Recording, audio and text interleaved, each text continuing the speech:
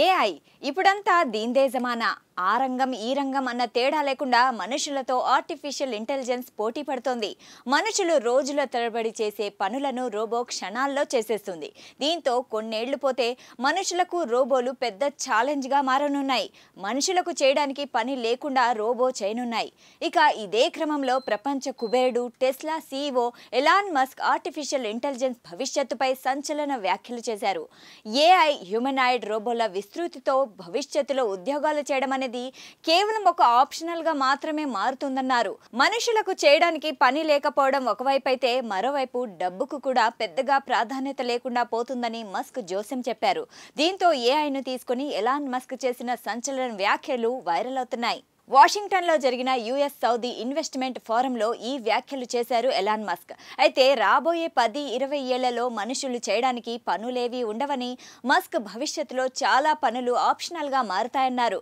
ప్రస్తుతం మనుషులు స్పోర్ట్స్ ఇంకా వీడియో గేమ్స్ ఎలా ఆడుతున్నారో ఉద్యోగాలు కూడా అదే విధంగా ఉంటాయని మస్క్ అంచనాలు వేస్తూ ఉన్నారు. అంటే మనుషులు తమ అవసరం కోసం కాకుండా కేవలం అభివృద్ధిని బట్టి పనులు చేసే రోజులు రానున్నాయని ఆయన అన్నారు. ఇక ఇలా ఉంటే అతి త్వరలోనే ప్రపంచంలో పేదరికం అనేది ఉండదని, ఏఐ రోబోటిక్స్ పేదరికాన్ని పూర్తిగా నిర్మూలిస్తాయని ఆయన గట్టిగా విశ్వసిస్తున్నట్లు తెలిపారు. పేదరికం ఒక సామాజిక సమస్య కాదని, అదొక ఇంజనీరింగ్ సమస్య అని ప్రపంచ కుబేరుడు తన టెక్నికల్ లాంగ్వేజ్తో అభివర్ణించారు. అయితే దీనికి కారణాన్ని కూడా ఆయన ఎక్స్ప్లెయిన్ చేశారు.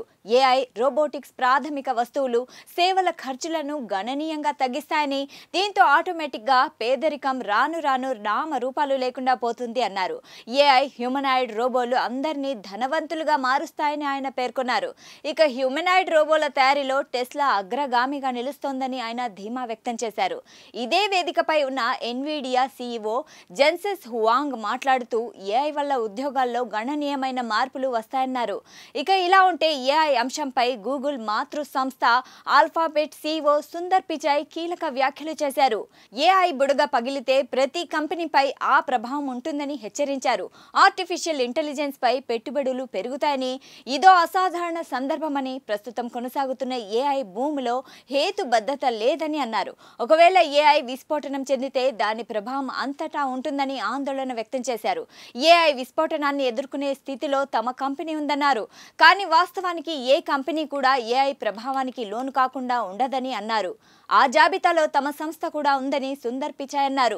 చాట్ జీపీటీ ఓపెన్ ఏఐతో పోటీ ఉన్న నేపథ్యంలో ఆల్ఫాబెట్కు పెట్టుబడులు రెట్టింపైనట్లు చెప్పారు. ఏఐకి చెందిన సూపర్ చిప్స్ ను ఆల్ఫా సంస్థ డెవలప్ చేస్తుందని తెలిపారు. ఏఐ చెప్పే ప్రతి విషయాన్ని గుడ్డిగా నమ్మకూడదని సుందర్ పిచాయ్ అన్నారు.